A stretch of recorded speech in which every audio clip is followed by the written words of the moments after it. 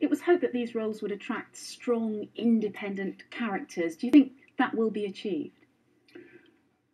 There's a variety of candidates, but I think it's not so much about the individual personality of the candidates. I think the big issue at these police commissioner elections is police numbers, because the government is cutting police numbers across the country. Thousands lost nationally, between 80 and 90 in my county of Suffolk alone.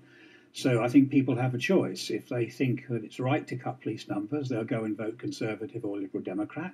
If they think that's wrong, then it's important that they send a strong message to the government and go and vote for Labour police commissioners, because Labour police commissioners will stand up to the government on this. They will demand better police numbers.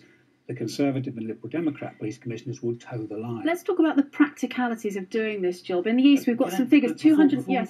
Can I just interrupt on the practicalities of Bob putting forward a platform which is not supported by the Labour Party in Parliament? You've got Yvette Cooper saying that they would have cut by 12%.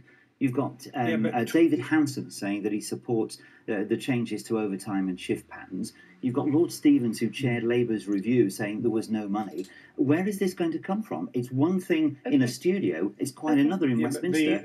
Alistair, the 12% was what the Independent Police Inspectorate said you could cut by without affecting frontline police numbers. You're cutting by 20%. I just want to get back to this question. In the East, £219 million worth of savings to be made in our police forces by 2015.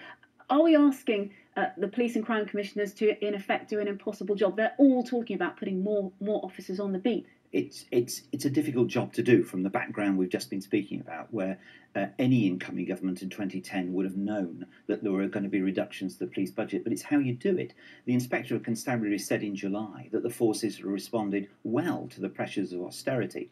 And as you see in Bedfordshire, even though numbers of police officers have dropped, because of the way the Chief Constable has deployed them, he's been able to keep people in neighbouring policing roles and cut crime. So it's how you do it from a background we all have to accept is common. All right, more on this in the next couple of weeks.